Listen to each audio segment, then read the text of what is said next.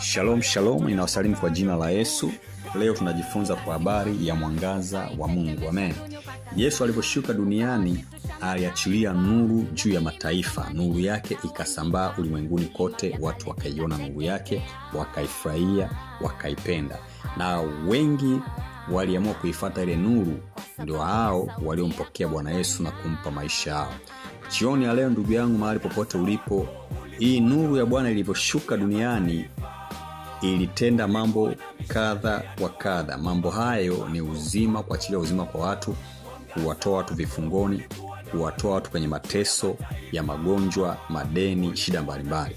Kwa hiyo hapa tunaona mwangaza wa Mungu ulikuwa ni nuru ambayo ilitawala dunia. Nuru ikasambaa duniani, watu wakapata neema ya wokovu, watu wakapata uzima, watu wakapata nguvu mpya, watu wakaona maisha yakifunguliwa na watu wakiendelea.